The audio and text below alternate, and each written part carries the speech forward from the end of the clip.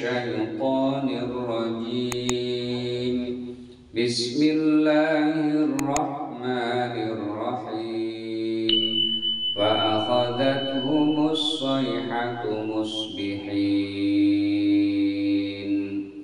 فما أغنى عنهم ما كانوا يكسبون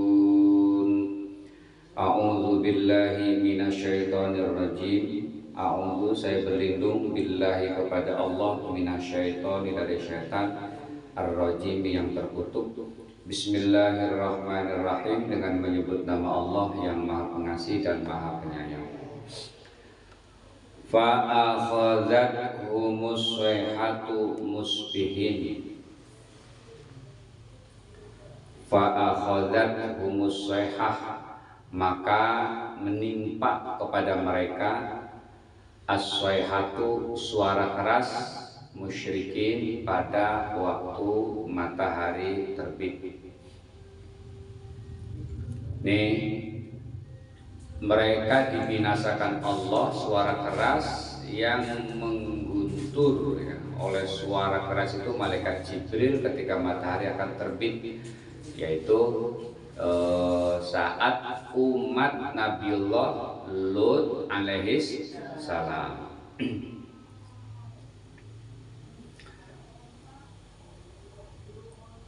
Wa ja'alna 'aliyaha safilaha, keadaan siksaannya. Fa ja'alna, maka kami jadikan 'aliyaha, bagian atasnya, bagian atas bumi tempat kita berjalan, safilaha, di bagian bawahnya. Wa amtarna, dan kami hujani alaihim, kepada mereka, hijaratan, batu-batu, min sijil, dari tanah yang keras. Nah, ini salah satu tafsir sijil, itu tanah yang keras. Jadi kalau dalam tafsir itu begitu ya, kayak misalnya alam taro kaifa fa'ala rabbuka bi ashabil fil alam yaj'al kaidahum fi tadlil wa arsala 'alaihim tayran ababil tarmihim bi hijaratin. Hijarah ada yang menafsirkan hijarah batu ya, dari sijil gitu kan. Nah, jadi penafsirannya macam-macam. Nah, di sini sijil, ada mufassir lain yang menjelaskan batu dari neraka sijil gitu. Jadi tafsir itu bermacam-macam maknanya. Jadi kalau ada yang berbeda, itu kita harus lihat pengambilannya dari mana. Ini saya baca tafsir yang sekarang kita baca ini, kita ngambil dari yang biasa, dari tafsir Jalalain. Nah, jadi yang ini oleh Al-Kasyaf. Nah, itu diantara penafsirannya. Oke. Jadi sejarah Nabiullah, umat Nabiullah Lut selesai ketika ditimpakan, yaitu suara yang keras. Yang kedua adalah dibalik ya, tanahnya itu yang atas nih, yang tempat kita berjalan, dibalik ke bawah. Jadi kayak model kita bikin rumah-rumahan kalau di pantai itu ya kan, kita ambil tuh tanahnya kan, kita garis gitu. Ini yang ada orangnya nih, umat-umat yang semuanya durhaka kepada Nabiullah Lut, diambil, diangkat, baru ditublakin lagi gitu. Dan dihujani juga dengan batu. Batu di sini dari tanah liat yang dibakar dengan api, jadi keras. Jadi persis kayak genteng gitu kan ya. Genteng, kalau genteng itu kan begitu. Jadi tanah dari endut, dari tanah sawah dicetak jadi batu bata ya, yang warnanya merah, kalau udah matang tuh dari genteng ya, kira-kira begitu ya. Dihujani dengan itu. Oke, yang dapat kita ambil pelajaran apa? Bahwa dulu saat masih ada para rasul itu, sejak orang-orang yang menentang, orang-orang yang tidak beriman itu menentang, tidak beriman tapi menentang, dan itu diperlihatkan siksaannya di dunia. Nah sekarang tidak ada ya yang diperlihatkan. Orang menentang kepada kebenaran, ya, orang menentang ulama, menentang guru, ya, itu tidak ada yang diperlihatkan. Tapi tidak menutup kemungkinan, ya, nggak boleh kita. Kalau ulamanya ulama yang betul-betul al ulama warasatul anbiya, ya hati-hati kita. Ya. Saya juga pernah dapat cerita dulu dari guru, ya. Ada di kampung saya itu seorang kiai yang sepuh, yang sufi, ya. Itu pernah naik angkot terus terinjak oleh kiai ini nih. Ketika naik angkot marah orang nih, langsung ditempeleng. Dia nggak kenal, ya kan? Tapi kiai ini diem aja dia, nggak ngebales, biasa aja. Apa yang terjadi setelah sampai rumah, nih yang nempeleng nih tangannya panas kayak bakar gitu. Utuh tangannya nggak apa-apa, tapi panas kagak hilang-hilang. Ya, datanglah dicari-cari di pesantren di Cibangkong namanya itu, ya. Diunjukin tempatnya, barulah di situ minta maaf, ya kan? Bisa, ya. Kalau ulama-ulama yang memang apalagi yang sudah ada karomah aulia para wali, ya, itu berhati-hati, ya, nggak boleh sembarangan. Kalau ulama-ulama usu kan ada, Imam Ghazali membagi dua, ada ulama usu, ada ulama ul khair. Ulama usu, ulama yang jelek, ulama yang jahat, ada ulama ul khair, ulama yang baik, ya. Itu. Jadi yang maksud ulama al-warasatul anbiya itu yang mereka yang mewarisi sifat-sifat Nabi yang khair, yang sidik jujur, yang amanah, yang tabligh menyampaikan kebenaran, yang fatonah cerdas. Itu namanya yang mewarisi sifat-sifat Nabi. Kalau kita kan prinsipnya satu, punya ilmu tenar gitu kan, udah, ya, kiai nggak salah, ya. Orang mau manggil kiai, mau manggil ustadz itu tidak salah.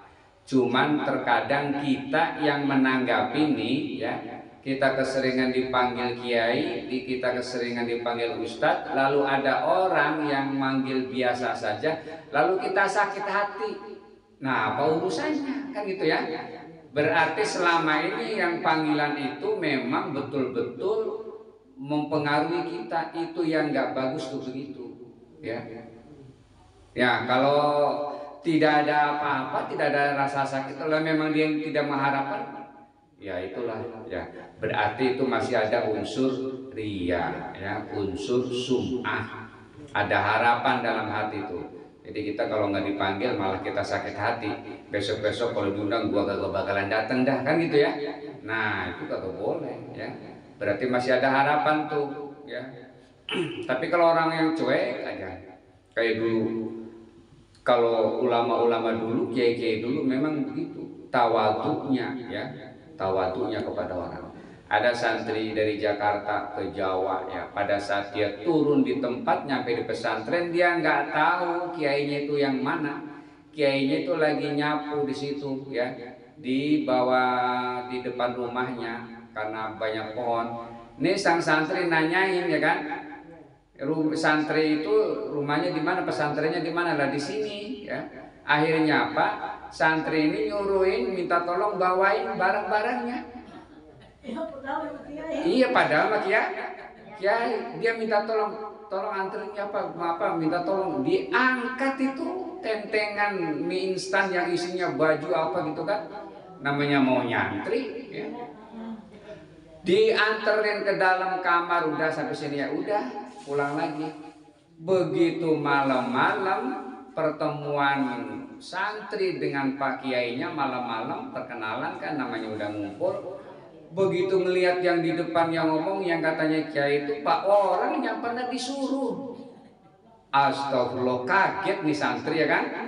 Ya Allah.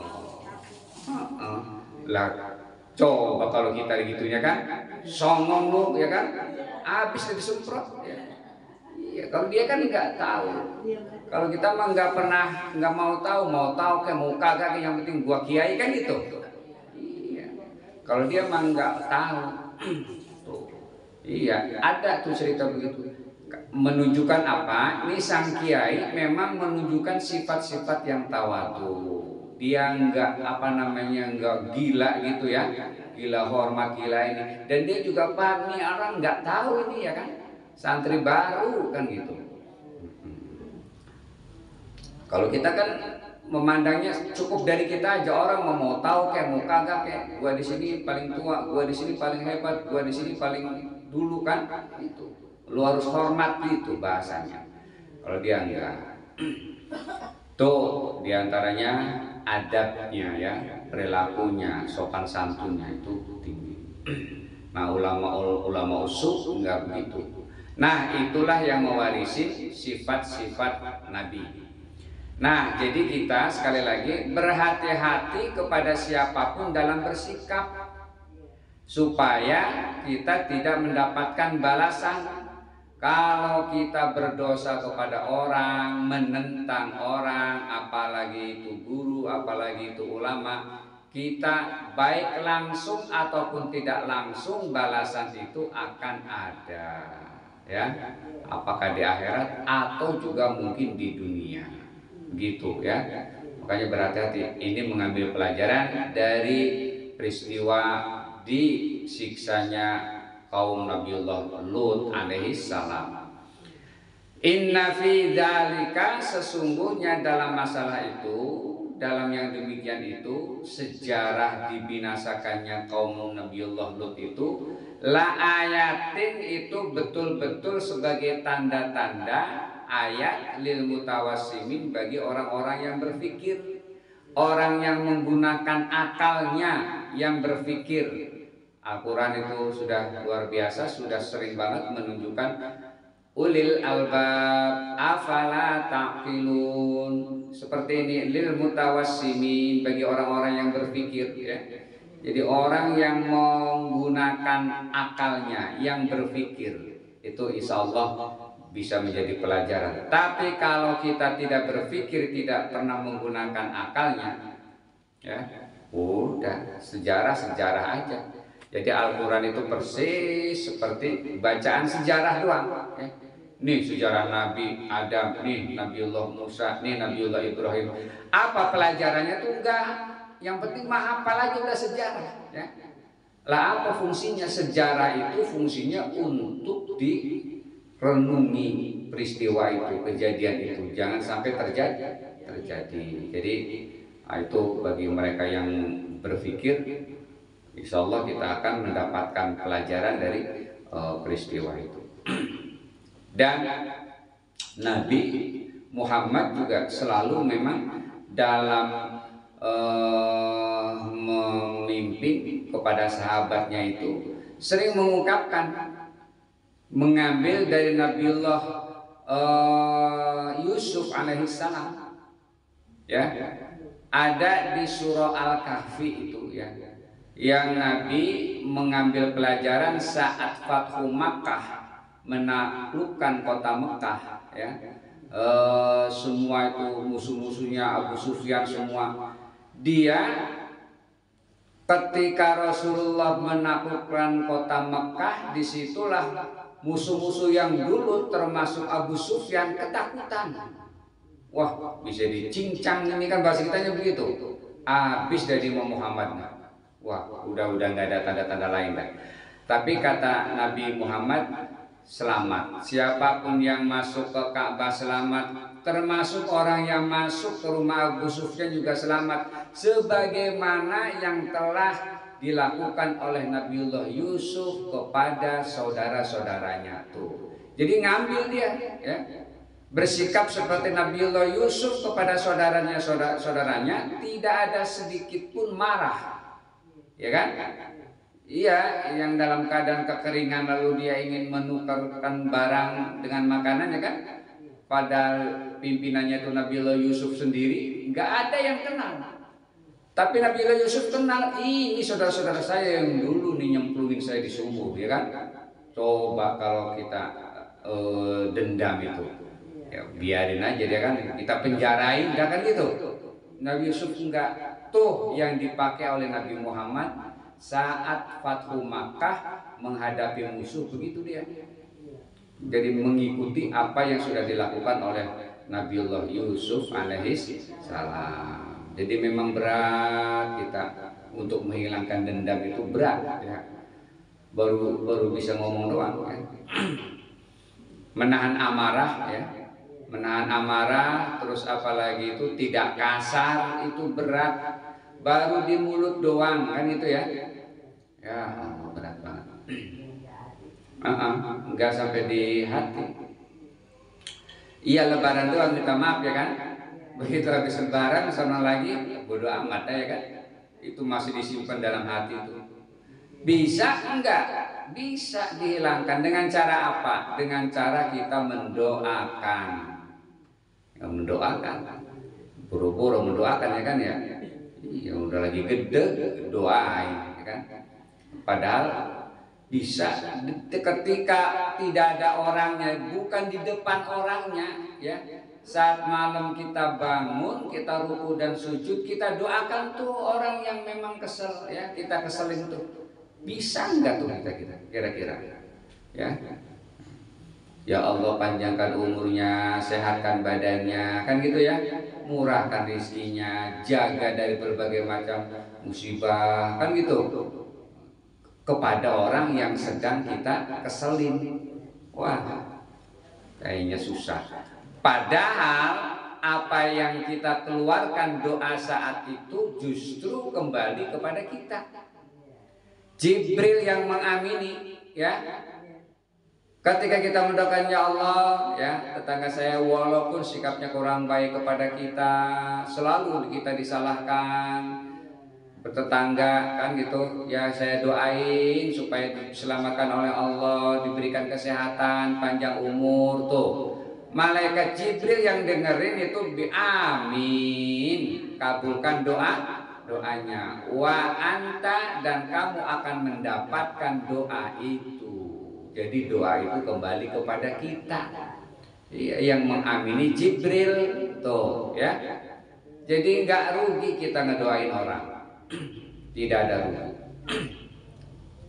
Oke. Wa innaha labisabilim mukim, dan sesungguhnya kota atau tempat-tempat itu labisabilin, sungguh di jalan, mukimin yang tetap, artinya diabadikan, berada di jalan yang memang itu bisa disaksikan oleh orang, yaitu kota kaum Nabiullah Lut benar-benar terletak di jalan yang masih tetap bisa dilalui manusia sampai sekarang itu kan. Di mana letaknya? Yaitu di jalan antara negeri Syam dan juga kota Mekah. Mana ini? Orang-orang Quraisy yang menuju ke negeri Syam ya, itu bisa menyaksikan itu. Jadi ada tempatnya untuk dijadikan pelajaran, kan gitu. Jadi bisa disaksikan. Seperti Nabiul Korun, Fir'aun ya, yang sampai sekarang masih bisa disaksikan, itu pelajaran buat kita. Nah, kalau kita pelajarannya itu saat orang meninggal, itu pelajaran ya. Yang nggak pernah sholat di musola, nggak pernah sholat di masjid sama sekali, sekalinya datang dia di depan imam ya. Ya kan? Ya tetap aja kita urus kan gitu, namanya juga manusia. Itu mestinya jadi pelajaran buat kita. Gitu. Kalau kita kan nggak mempan, cukup ya ikut sih, kalau waktu ngubur ikut ya. Ikut aja biasa. Tapi itu nggak masuk gitu ya. Nggak masuk sama sekali. Ngikut ke dalam kubur, iya, meletakkan jenazahnya ikut ya. Tapi nggak pernah itu diresapi bahwa kita pada suatu ketika akan begitu ya, akan seperti itu. Nah, saat itu nanti dimasukkan semuanya, baru kita dalam keadaan gelap atau terang, kan gitu. Kalau terang enak lah, kalau gelap ya. Belum nanti buminya itu menggencet kita ya kan, kita mau minta tolong sama siapa? Nah, itu ya. Nah, udah itu di kuburnya sudah siksaan. Kalau sudah siksaannya sejak dari kubur itu udah kesananya ya tanda-tanda ya. Tapi kalau di kuburnya itu sudah nikmat, nah, itu tanda-tanda kesananya juga akan mendapatkan keringanan. Nah, siksa kubur diantaranya itu adalah kita doa dibaca di dalam tahiyat Allahumma inni a'udzubika min adzabil qabri. Tuh, ya Allah, inni a'udzu, saya berlindung min adzabil qabri, dari siksa kubur, wa min adzabin nar, dan dari siksa api neraka, wa min fitnatil mahya'i wal mamat, dan dari fitnah kematian dan hidup, wa min fitnatil masihid dajjal, dan ketemu dengan masih ad-dajjal. Itu minta perlindungan, kita baca itu saat tahiyat ya. Nah, kalau kita apalagi imam bacaan lama, kita kadang-kadang kan maunya cepet aja ya. Mau cepet aja, nggak nambah-nambah doa. Padahal nambah doa ya, walaupun secara pribadi kepada orang boleh ya. Imam Malik mendoakan gurunya, Imam Malik, Abu Hanifah, Ahmad bin Hambal ya. Ahmad bin Hambal mendoakan gurunya Al-Imam Malik, Muhammad bin Idris Asy-Syafi'i, mendoakan khusus kepada Imam Syafi'i di dalam sholat selama berapa? 40 tahun. Allahumma gfirli wali Muhammad bin Idris Asy-Syafi'i, ya Allah ampuni aku dan kedua orang tuaku dan juga Muhammad bin Idris Asy-Syafi'i. Ya, gurunya digituin ya, didoain secara khusus. Boleh ya. Ahmad bin Hambal begitu mendoain gurunya Imam Syafi'i. Tapi doa kalau dalam sholat sekali lagi dengan bahasa Arab ya, tidak boleh dengan bahasa Indonesia. Dan saat kita berdoa nih kadang-kadang ada si orang, walaupun saya yakin sekarang itu walaupun kagak paham di doa untuk apa, tapi biasanya dalam sehari-hari itu udah pas saja itu saya lihat ya. Ini doa kalau jenazah, ini doa kalau tasyakuran, ya kan? Kayaknya udah hafal aja. Pernah juga kita dengar doa jenazah terakhir, ya Allah dari Allahumma ausul sahabat makorona, panjang benar ya kan? Lah ngapain tuh ya? Orang yang penting aja sholat jenazah, setelah disolatkan itu ya, imam baca Fatihah baru doa yang terkait langsung dengan jenazah aja ya. Udah langsung. Karena nggak boleh lama-lama ya. Tidak boleh lama-lama jenazah itu. Sebaiknya yang terbaik itu secepatnya ya. Waktunya ke, mau nyolatinnya ke, doanya ke yang terkait dengan jenazah. Ini mau ya kayak doa tahlilan aja ya. Nah itu etikanya ya. Kalau menurut kita kurang pas ya, mesti langsung aja kepada jenazah, Allahumma firlahu warhamhu wa'afihi wa'anhu. Kalau perempuan Allahumma firlaha warhamha wa'afiha wa'anha. Ditambah lagi misalnya Allahumma in kana muhsinan fazid fi ihsanihi, jika dia baik tolong tambahkan kebaikannya. Wa in kana musian, dan jika dia salah fatajawaz anhu, dan lewatilah kesalahan itu. Kan itu ya. Iya, buat jenazah gitu. Jadi jangan kayak punya pikiran, wah gua nih doanya banyak nih, panjang kan gitu ya. Tapi nggak pas ya. Bukan pada tempatnya. Kalau pada tempatnya sih bagus. Dan boleh ya sekali-kali nanya tentang maknanya ya, terjemahannya biar kita pas. Terus